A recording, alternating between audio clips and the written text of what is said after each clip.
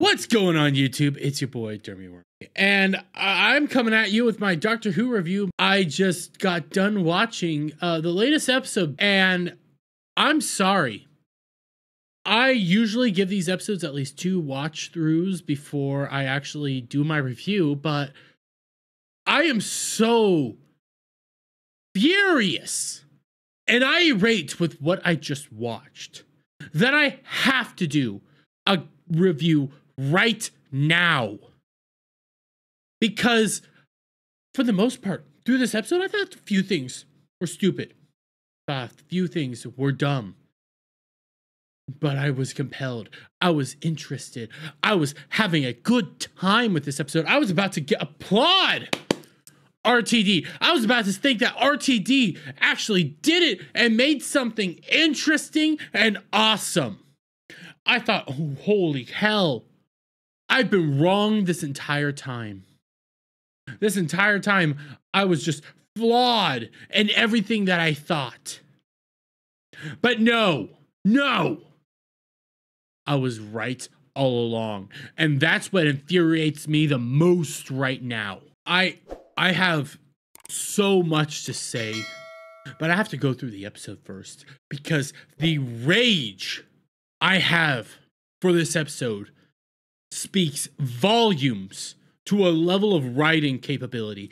And this is all targeted towards RTD because for the most part, through the majority of this episode, I was hooked. I was like, I'm curious what's going on here. I'm curious how this is all going to play out. I'm curious how this is all going to do. And RTD had an episode that I was finally sitting here going like, my God, he can do it. My God, he can make an episode compelling and interesting. And at the end, he screws it all up. He has to force his bullshit in there. Look, I have to go through the episode because again, I like the majority of this episode. That's why I'm so furious with it. But okay, we start off honestly in a random girl's room. It's a Dr. Light episode. Very light on the Doctor. Very light on anything. It's more akin to Don't Blink and some of the episodes like that where honestly we're following different characters throughout the entire episode. But okay, so we start off with this girl. She wakes up in the morning. She opens her hand. She says, "Dot on, bubble on," and it's their version of a cell phone. Okay, it's their version of essentially your smartphone. Okay, every single morning she turns it on. She does her thing, and it wraps her head up with her bubble, and she talks with all of her different friends. Each one of them, she says good morning to them. You know, she has her very flamboyant one. Guess what? I didn't care that there was a flamboyant one. It was a little annoying, but I didn't care by the end of the episode. I didn't care about any of these guys. But it's like, oh my God, here, you know, hey, good morning and everything. And I'm trying to get back to this one guy right here. If I can hit him again, I've hit him twice. Right there. Okay. Close enough. You can see Gothic Paul, I believe is what his name is. Gothic Paul, this morning, after she's having this wonderful morning, everybody's saying, wake up, should, you know, do her thing. Gothic Paul comes up and, you know, says, hey, you know, have you seen some of these guys? They aren't around right now. You know, it's kind of questionable. And she says, she's like, no, it's not that big of a deal. She gets up, she starts walking, and we can see that this thing that is called the bubble is telling her how to move, how she needs to walk, you know, how to get to the bathroom. Move forward, turn left, forward. It's very compelling. It's very interesting. It's a good criticism of social media. It's a good criticism of always being online. I thought this was compelling. Constant online freaks. You gotta get off sometimes. You gotta get off the internet from time to time. But hey, I liked it. You know, she talks to more of her friends. Have you seen, she's having more people. Hey, have you seen his new post? You know, and they show us an awesome dude who's, hey, more Zoomer garbage, constantly online stuff. She pulls up Ricky September, who, by the way, will come up later in this review, singing Yellow Polka Dot Bikini. She's jamming to it. You know, our main character here is jamming to it. It's awesome. It's a good time. And as she's, you know, doing all this stuff, brushing her teeth, the Doctor chimes in. As you can see, unsolicited request, out of the blue, says, hey, I need to talk to you, okay? There's creatures here that are causing problems. And she immediately blocks him and moves on because he's not a part of her friends list, okay? This is compelling storytelling. This is interesting. This is right at the beginning.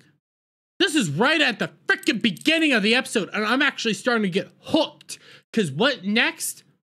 We start hearing grumblings and stuff like that. You can see the monsters in the corner.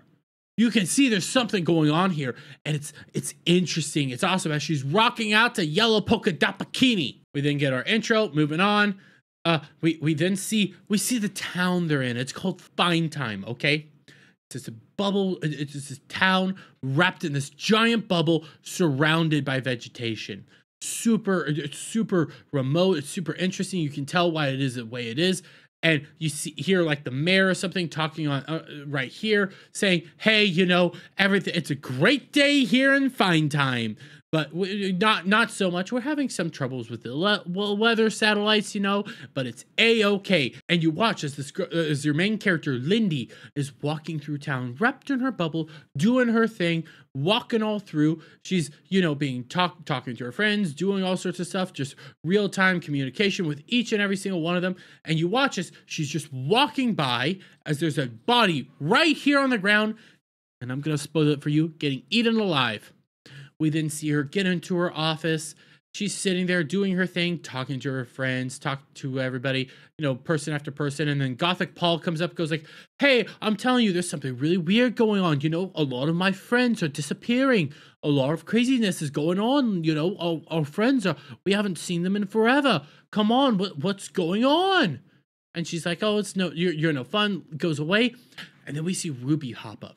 Okay, she blocked out the doctor right away, but then Ruby pops up. So Ruby pops up and she says, hey, on the behalf of Fun Time, I need to discuss some stuff with you. I need to talk to you a little bit, okay? Can you please answer a few of my questions? And Lindy's like, no, you know, it's stupid. You're not a part of my friends list. What the heck questions are you going to ask? It's not important. I need to be working right now. This is work time, okay? Next is Fun Time. And they have this back and forth, and honestly, it's an interesting back and forth. My criticism at this point, before I saw the ending, is why the heck isn't the doctor leading all this? Why the heck isn't the doctor in charge of all this? But hey, my headcanon at the time was the doctor's not so well versed in social media. The doctor is not so well connected to modern day. Ruby obviously is. Ruby obviously knows how to deal with social media a whole lot better than anybody else.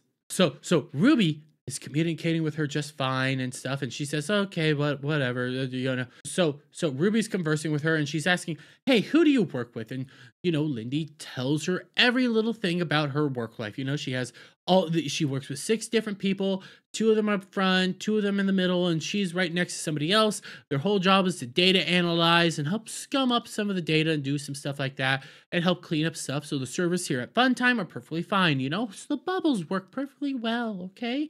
And they work for 2 long, grueling hours. And then the rest of the day is Fun Time. A little questionable what's going on there, but okay, let's do it. And then Ruby says, hey, can you at least call up, you know, the guy who's in charge of everything named Danny? And she tries to call up Danny, and Danny's not answering. None of her coworkers are answering. And Ruby says, hey, can you do something for me? You know, you say all your coworkers are there. You say they're all here. Can you put down the bubble for me for a little bit? Can you turn it off, put down the bubble, turn off the dot, which is what the phone system is kind of called. Can you just turn it down and just take a look around for me, okay? Just take a look around and look right next to you. She says she's not going to do it, okay? Back and forth, she says she's not going to do it. And Ruby says, well, can you just look through your bubble? Can you just look through your bubble? And that's exactly what she does. She starts looking through her bubble, and she sees that nobody is there. Not a single soul is there. And that's when Ruby says, okay, now I'm going to need you to do something for me. Okay? Can you look right next to you? Okay? She asked her, can you look right next to her? And she looks right next to her. And what does she see? She sees some monstrous creature doing something right next to her. Something grotesque. And Ruby says, okay, I'm going to need you to do something for me as Lindy's like, I'm going back to work. I'm going back to work because she's refusing to participate. Again, I'm compelled at this point. I'm enthralled. I'm curious. How is this going to play out? How is this going to go? What's happening here? I've been able to headcanon away the looks of everything. You know, the super flamboyant guy. Because it's the future. This is an alien world. They look a certain way. They have this certain system going on. It makes sense to me. But as time goes on, she starts, Ruby's like pleading with her. I just need you to turn it off. Put it down for a little bit. I just need to turn it off. Put it down for a little bit. Just turn everything off. So she finally does it. She finally does it against her own good, or against everything that she's thinking. She does it. And she takes that look. And you see the monster. Now, this is some random alien creature, some random alien monster that's just there. And you see it eating her coworker alive. You hear the crunching. You see this going on. And my whole thought process is, this is interesting. Okay? Because, little side note here. I saw some of the behind the scenes before the 60th anniversaries came out. I knew this episode was getting filmed. I saw some of the stuff that was going on throughout this episode. I saw these creatures pre-CGI, pre-animation. They look kind of stupid and weird. After seeing them in the episode, I thought that was interesting. I thought I was actually compelled with the episode. The story was actually grabbing me. I'm so interested in what's going on. What are these creatures? How is this playing out? What's happening here? And that's why I'm so angry right now. But let's continue, okay? So Lindy watches as her coworker gets eaten. She immediately turns on the bubble. She sees her Dr. P, which Dr. P is this person or app that tells you when you need a pee. Okay? By the way, Lindy's a little unhealthy. She hasn't peed for 3 days, and this is the first time Dr. P's telling her she needs to pee. So she needs to pee because you obviously could tell she's terrified. She's terrified of what she just saw. She ends up turning on Ricky September again so she can hear the whole yellow polka dot bikini so she can go through all this. And she's jamming out, and then Ruby comes in and goes like, listen, I know what you just saw was terrifying. I get it. It's awful. It's horrible. But I need you to tell me what's going on here. And Lindy fills her in, and she's like, I don't want to do this. I don't want to be here. What can I do? And that's when Ruby introduces the doctor again. Brings the doctor back into this. And the doctor says, listen. I'm trying to help you here. After he got blocked, he's trying to help her. He's trying to assist her. You need to listen to me, and you need to get out of the facility. You need to just get out of here, okay? So she does that. She turns off her bubble. She gets up, and she tries to walk out. And this is part of the criticism of social media that I'm about to honestly praise. There's parts of this episode I'm so praising that gets ruined at the end. So she starts trying to walk. And I thought this was kind of stupid. Okay, this is kind of stupid, but I can somewhat get it. These people are dependent on the dot and the bubble. These people are so required. They need this device so much for their everyday life. You've seen Dr. P. You've seen all this stuff. Clean your stuff up, do all this stuff. They're required on it. They basically live with it every single day. So when you see what happens next, it's stupid, but it kind of makes sense. So you watch her try to walk forward. Just walk forward, and she fails. She can't step forward right. She can't walk at all correctly. And why is that? Because the bubble does arrows for her to tell her how to walk, how to move, how to get to literally every destination out there. So good. So amazing. Your dependency on your phone, your dependency on everything. This is that criticism I'm talking about. And it's amazing. And it gets to a point where she has to turn her bubble back on. And the doctor and Ruby say, "What, are you out? Did you successfully get out?" And she's like, "No, I can't leave without the arrows. I require the arrows to move forward. I need these." And throughout all this, she's like, okay, well, you need to pay very close attention to what you're doing and where you're going, okay? And she's terrified. Lindy here is scared out of her mind because she's not used to this. You can tell she works 2 hours a day. She parties all the time. She's always on social media. It kind of makes sense. And it'll make a little bit more sense here in a bit. So that's what she starts doing. She uses the bubble to help get her out. Arrows, all this stuff, tells her where to go. She signals her. She gets to the elevator. She signals her elevator to get down. The elevator arrives as she has the bubble on. And you have Doctor and Ruby there saying, "Hey, that's great. Okay, you're making it. You're succeeding." Door opens up, and guess what? There's one of the slug creatures right there, ready to eat her. She was just about to walk into its mouth. Interesting storytelling. It's like, okay, she's so dumb. You're looking down at your phone. It's so interesting what's going on here. And my next criticism, okay? Done a few criticisms so far. A little indifferent on the walking and everything. I'm not a huge fan of Ruby being the lead here, but I was able to headcanon that away. I'll fully admit that was headcanoning it away because it makes more sense later in the episode what was going on there. And this part, I did not like how they have the Doctor and Ruby telling her to run, move back, stare away. It was bad dialogue. I was not compelled by it. I was rolling my eyes thinking, why are you yelling right now like this right now? They're yelling like Zoomers. They're yelling like kids. It's not interesting. The Doctor wouldn't act this way. It's just not fitting for the dynamics that's going on here. See, you have the don't move and everything like that. You can see all this stuff going on right now. So Lindy ends up getting away from slug, bug, monster thing. Skips her all together. She gets into the elevator. She closes up, and the Doctor says, "Okay, you did good, but why did it miss you? Why did it not eat you?" Mystery comes about. Why is it not eating her right now? What's going on here? It's eating some of you, but it's not eating all of you.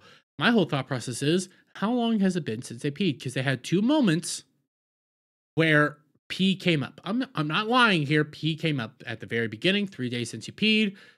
When the monster showed up, here's pee. You gotta pee. I'll be honest, I thought urination was involved. Apparently not. Okay, so Lindy then tries to call the police. Police aren't answering. They're not answering. No matter how hard she tries, they're not answering her. And the Doctor says, "I'm all you have right now. You got to listen to me." So, okay, Lindy starts getting out. She gets to the street, and the Doctor says, "I need you to turn off the bubble." Okay, I know it's scary. I know it's not fun, but you need to do it so you can assess your surroundings. Okay, and Lindy does it. Okay, after a lot of coaxing, she does it. She looks up, and she sees it all go down. She sees people getting eaten alive. And people not getting eaten. She sees them basically getting attacked all over the place. And it's so terrifying to her that she immediately turns the bubble back on, tells it to find a hiding place, and that's exactly what it does. Leads her to a hiding spot. And that's when we get some more dialogue, some more world building, some more interest here, some more characterization for Lindsay. We find out more about her, okay? So we find out about what is Fine Time exactly. Fine Time is a business area, kind of like social media network system, like Google, Facebook, Twitter, how those used to be a few years back when you had all the people walking around getting pampered all the time. Yeah, that thing. It's just like that, okay? So they all work there. They work 2 hours a day, and then it's playtime, okay? But they're not allowed to go outside the bubble because the outside the bubble is the wild yonder, I believe, or the wild woods. And you see it, they're talking about the wild woods. You see the outside. It's like, you're not allowed to go out there because bad things are out there and it's dangerous. And more gets revealed that all the denizens of Fine Time are rich kids. And that's why they work only 2 hours a day at these very cushy jobs and do all this stuff all the time because they're all rich. And her mommy ended up paying for her to get here. And you see the mommy, it's the old woman that's been in several episodes thus far. And you see, Ruby and the Doctor even mention, hey, we've seen her before. It's supposed to be this whole thing. Like, we've seen her before. They brought up the ambulance. Ruby brings up, I've seen her somewhere else as well. It's the old woman from literally every episode thus far. It's interesting. You see it right here. The mom, she says, hey, darling, don't forget, we're always a bubble away. And at night, just look up and you can see us, says these nice, sweet things. And it's a wonderful thing. It helps out it helps out, Lindy, and Lindy realizes, wait, I blocked you. How did you unblock yourself? Aren't you guys in the same room? You lied to me. And then the doctor reveals, like, he's using the sonic screwdriver to manipulate the dots. He's using this to help unblock himself, help do stuff. It's assisting so much. And then Lindy decides, okay, you know what? I need to call all my friends right now. All my priority friends right now. Emergency one. Gets all of her friends lists up, and she's like talking to her, and she's like, where there's so many of you just gone right now. It's so weird. And she like mutes them all. She starts talking. She starts realizing, like, where are they all? Where are they? And she starts noticing, like, her best friends are gone. All of her friends are gone. It's terrifying what's happening. And that's when she unblocks, the Paul guy. And he goes like, hey, this is what I've been telling you, okay? So many of these people have been disappearing. They're not responding. Something's going on here. What's happening? And then Lindy tries to tell her, they're being eaten alive. I've seen it with my own eyes. They're being eaten alive. And Paul here starts denying it. Starts thinking that, and here's my criticism. Paul was the one that brought up the whole disappearing first. He's the one that quickly throws away the idea that they're getting eaten alive, because when he gets confronted with the eating alive, she's like, that's funny. That can't be happening. That's silly. And then you watch as he gets eaten alive. I have criticisms with this. Don't think that's kind of how it would play out. I think because Paul was the one that would first bring it up, he would be a little bit more like, are you serious? What's going on here? Instead of all this playing out. Just narrative choices that I would have chosen differently. Don't think it worked that well, but hey, I was still compelled and enthralled with what was happening, especially at the announcement that they're all rich kids. Each and every last one of these people are rich kids. So, okay, Paul gets eaten alive. Everybody watches it, and that's when the doctor uses his sonic screwdriver to force himself back into it and says, you need to listen to me, honey. I hate the honey thing. So, okay, the doctor then starts telling him, okay, this is how you all need to get out, because you need to listen to me right now. There's a bunch of specialized conduits that lead down to the basements of the whole facility. There's an underwater river. We can use that to get out, okay? Your surrounding bubble is super strong. It didn't even let me in, okay? So this is how we're going to save you all, is by coming down to us, okay? But it's gonna take work, because you gotta get to a certain spot. And as this is all being delivered, you see the battery is dying on her dot. And then Ruby and the doctor start saying, are you serious? Your battery's dying. Why didn't you charge your dot? And she's like, I charge my dot while I'm working, and you took me away from working. I kind of like that whole dynamic. It's kind of stupid. I'm not going to lie. It's kind of stupid, but I liked how that was playing out. I liked how that was going. So then the doctor and them, he says, okay, we follow my instructions verbatim, starts trying to deliver them as fast as humanly possible. Gives them, hey, you need to go to this certain area, Plaza 55, go to building number 7, the rest of it breaks out, Z, and then her dot dies. She's terrified. And we've already established she has a hard time walking. She has a hard time getting everywhere. She doesn't know where the heck she's going. She doesn't know what's going on here. She's now left to her own devices without essentially her phone. She doesn't know how to move. This is interesting, okay? A little stupid. Again, I don't like how they do the walking stuff. A little stupid, but I'm still curious how they're playing this out. So she gets up, and as she's walking, she's saying forward, forward. She runs into a pole twice, and she calls herself stupid. You can't do this, okay? This is terrifying. So she finally kind of figures it out a little bit, starts walking, gets to a spot, and she realizes she has a hard time here. Because there's 4 of those insect creatures right in front of her that she has to now get by. So we watch as because right beyond them is Plaza 55. Okay, right beyond them is Plaza 55. So she has to do this. So we watch as she tries to walk. She's trying. Part of this is stupid. Part of it isn't. It's like, really? Are you serious? She can't walk at all. But okay, we'll go with it. She's trying to walk. She's trying to dodge the creatures, barely succeeding. She almost runs into one, and then she hears, turn left. Take 2 steps forward. Turn left. And she turns, and what she sees, it's the guy who she's been watching. Every time she got concerned, it's the influencer she was curious about. And he's like, hey, just follow my voice, okay? Just follow my voice. Just come to me, okay? You do this. I'll be your arrows. Come to me. Come to me. That's what she starts doing. You know, she starts listening to him. She walks through this all. She gets from point A to point B, and it succeeds. Somewhat stupid, but I can at least somewhat believe it. Pampered rich kids surrounded on their phones all day, unable to do basic menial tasks. The blue collar worker, I get it a little bit. So, okay, here's more criticism for the show. When she finally gets to Ricky reaches out his arm, and I don't, and you can see right here, okay? They get a hug. Okay, she hugs Ricky. The hug ends. You know, Lindy pulls away, and she's like, "That was my first hug ever." And Ricky's like, really? Oh, I'm sorry. I should have asked for permission first. This is more of that kind of beta male garbage that we've been getting a lot of, where you got to ask for permission just to look at a chick. Was not enthralled with this. Ricky should have just taken charge there. Goes like, hey, it's perfectly fine. You know, I get it. It's an intense moment. Let's just keep moving on. And, you know, Ricky ends up informing her, hey, I know where we're going. I know what we need to do. And it's because he's figured it out, okay? It's very simple. And he tries to lead her. And when he goes to grab her hand, he says, hey, is this okay? More criticism. Don't do that. Just take charge and lead the way. You're the hero right now. Just take charge. But no, we gotta have some of that stuff in there. But okay, whatever. So he starts leading Lindy to where they need to go, and Lindy starts asking, hey, do you know what's going on here? Like, why are you so good without the bubble? Why can't you do this? And he informs her, hey, don't tell anybody, but I only turn on my bubble to record my videos and upload them, and then turn off. That's it.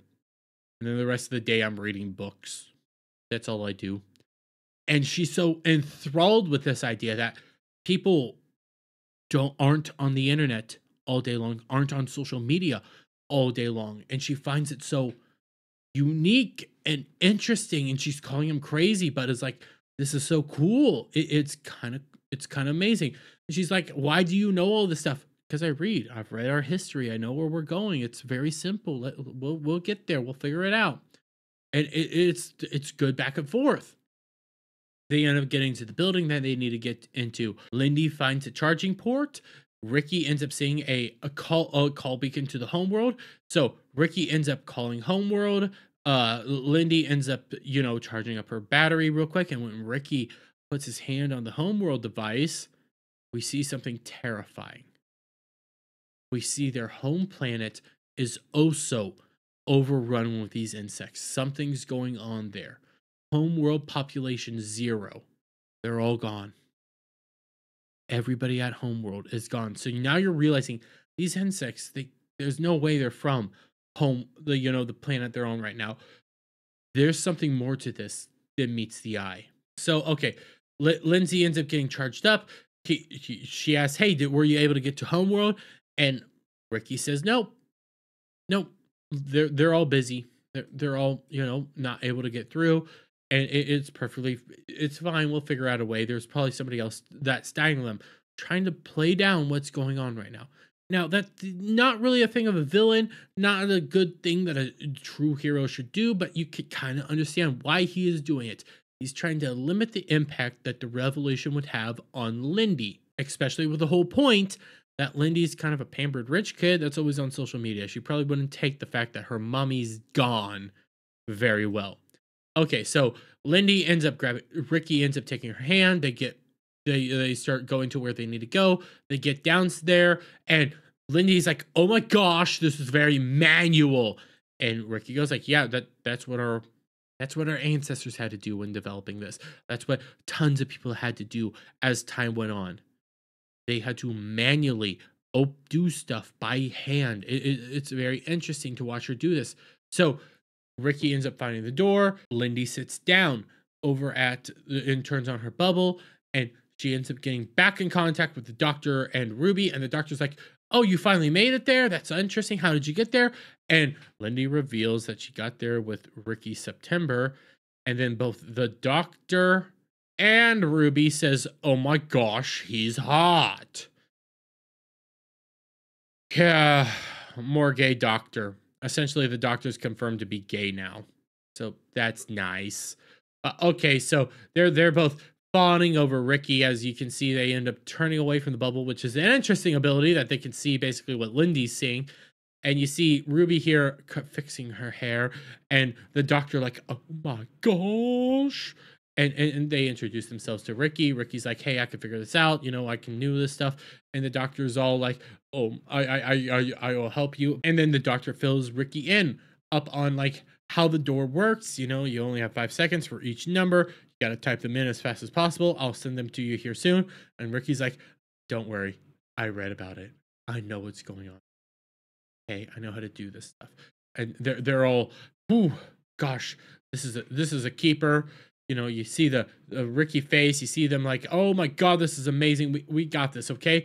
So then the doctor sits down with Ruby and Lindy, and they start trying to figure out like, hey, what's going on here? And they, you know, they converse, they try to figure out like, how is this all going out? What's going on here? You know, more of your friends died on the way. It is weird, like what's going on? And they start revealing something a little stupid, but not entirely without merit. Turns out that everybody that's been eaten, that has passed away, that has died in alphabetical order.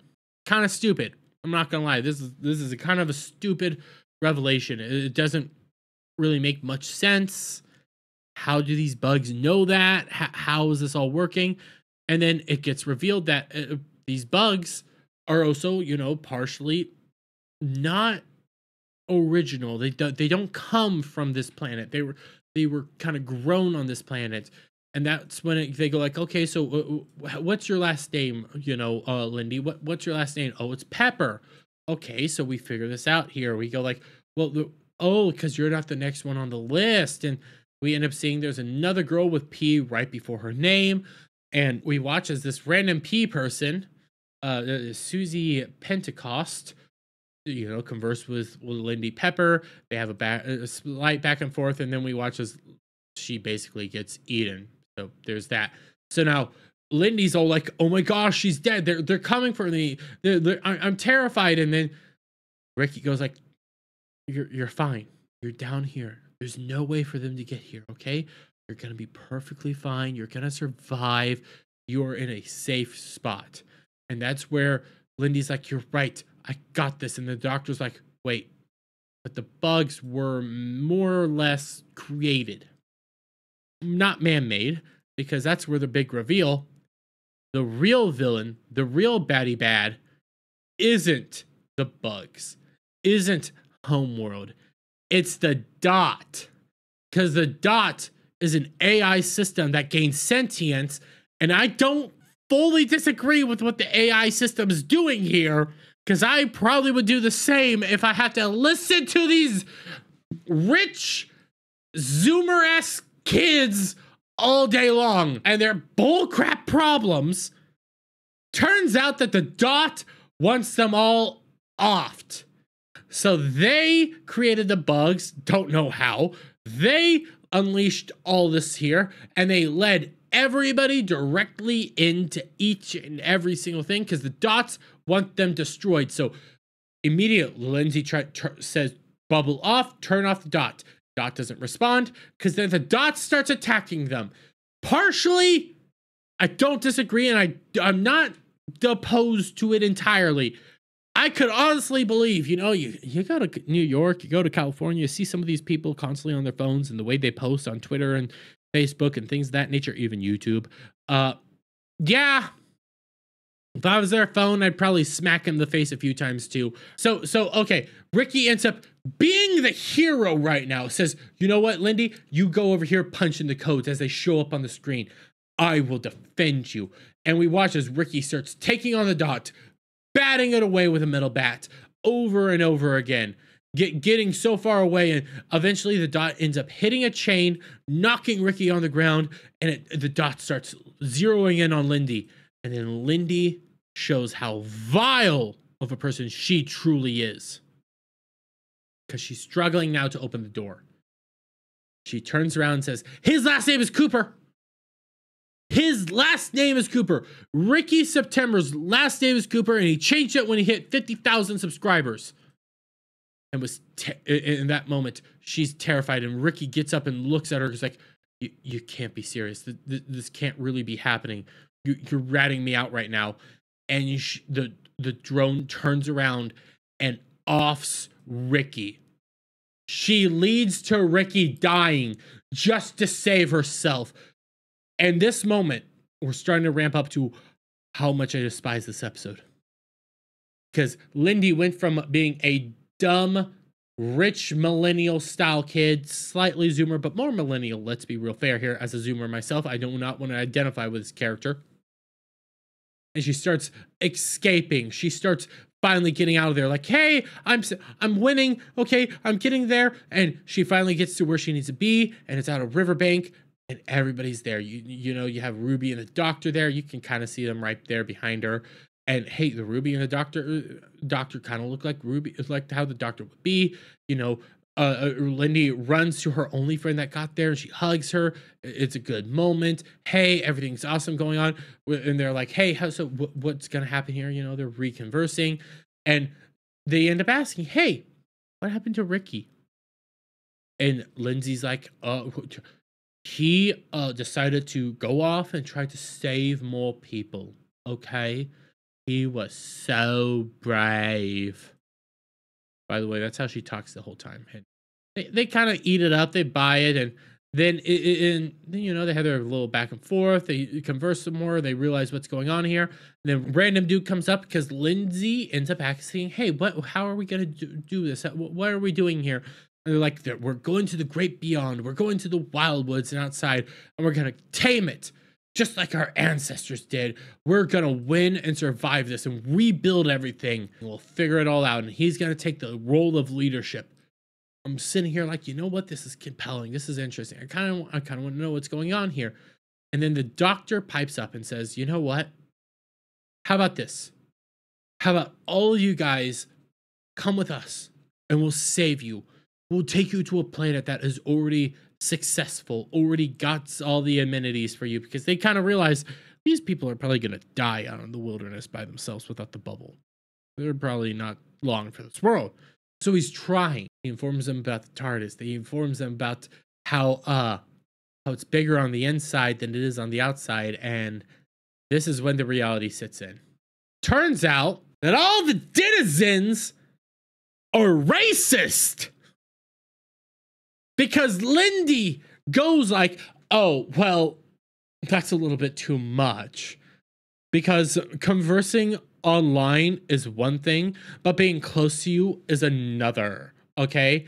And then her friend right here ends up saying, bigger on the inside. That's voodoo garbage, and we don't want to be around it. And then the guy who's in charge says, yeah, you're an outsider, and you're not like any of us, because they're all racists. Each and every last one of them. So this completely recontextualized every interaction with the doctor and Lindy up to this point, because it then recontextualized why Lindy ended up blocking the doctor in the first place. It recontextualized why Lindy converses with Ruby in the first place, because the doctor's black now and they're all racists. Take note, throughout this entire episode, you never saw a diverse person other than the doctor. You never saw any sort of person of color other than the doctor. Why is that? Oh, because they're all rich, white racists. Because RTD can't go a single freaking episode without shoving his garbage politics into one of them. I was liking this episode up to this point. I was compelled. And honestly, at this tail end, the doctor was doing what the doctor would probably do. Try to save them. Attempt to lead them down a path that they wouldn't die. And because RTD is a freaking hack and has to put his garbage into every single episode that he ever does, He ruined an episode I actually liked just by simply turning them all racist in the last minute. Guess what? As it goes on, everybody starts reacting that way. Everybody starts leaving. The doctor's like, I'm trying to save you. And they're rejecting him solely because he's black. That's the only reason they don't like him, is because he's black, and RTD has to have this racist narrative. Ncuti Gatwa has to have this racism narrative at every corner of this show, at every ounce of this. They promised this episode in the first place. They promised this moment was going to come up, and by freaking God, it's here. This whole episode was an allegory of racism. And it's so ham-fisted and idiotic that I took an episode I was interested in, and they flipped it around to the point that I'm so irate and angry with them. The first time I was nearing a point to say Ncuti Gatwa could be the doctor. This could work out. This RTD could be back. Nope. He has to throw it all away for progressive politic bullshit. And all the rest of his nonsense. Make Ncuti Gatwa the victim. Make them all the victim, because all the denizens are actually racist the entire time. And we have to watch as Ncuti cries because they're racist. Respond to this all, because all of a sudden this ham-fisted narrative is in there. He's freaking out as Ruby cries because they're all racist. They're all horrible racists. And we see Ncuti freaking Gatwa cry yet again. Because that's all he's good for, is crying. RTD's only use in him is making him cry and be a victim and pathetic the entire time. This episode didn't need the racism allegory. It didn't need any of this. It was perfectly fine with just the criticism of online social media, constantly having Zoomers and millennials always on there. You didn't need it there at the end. But you forced it in there because you had to have it there. And you know what? I'm so sick and tired of this, because there's going to be people coming out here saying, oh my God, yes, it's amazing. They showed them racist. It's amazing. Top tier writing, top tier amazingness. And you want to know what? For the longest time, throughout this episode to the very end, I would have agreed with them. It was like, yes, this is great. You can do it. And then you shove your garbage in there. I'm so sick and tired of all this. And the saddest part is, there's gonna be stans coming out here saying, this is the greatest episode ever. This is amazing. Oh my God, RTD is back. And in reality, this episode shows you RTD can still write. RTD can still create. He chooses not to. That's the saddest part about this. That's the saddest part. And what makes me so irate about all of this is because he can write. He still has the ability. He just doesn't want to anymore. Because he's a hack. He's a political hack. And everybody that defends this episode is on par with the level of derangement that RTD has. This was a garbage episode, and he ruined it with his politics there at the end because of his progressive bullshit that he has to shove into every fucking episode. Go fuck yourself, RTD. Go fuck yourself, everybody that defends this. This is just proof that he's a fucking hack. God damn it. Fuck this episode. Fuck RTD. Fuck every second of this. I am so angry with this. Because, as I said already, I liked what was going on here. I thought I had minor criticism, nitpicks, thoughts that, hey, you could have done this better. You could have done this. Ncuti Gatwa should have been leading the charge the whole way. But then you realize at the end why Ncuti wasn't leading the charge, why he wasn't doing it. Because it's a ham-fisted racism allegory. It's garbage writing, it's political writing, and it shows you what their narratives are. They don't care about you. They don't care about anything. They don't care about Doctor Who. All they want to do is push their politics front and center every single time. And I'm going to leave it there. If you like this video, give it a thumbs up, share it, friends, hit that subscribe button, hit that notification bell for every time I put out a new video go live, and I'll see you all in the next one. Bye for now.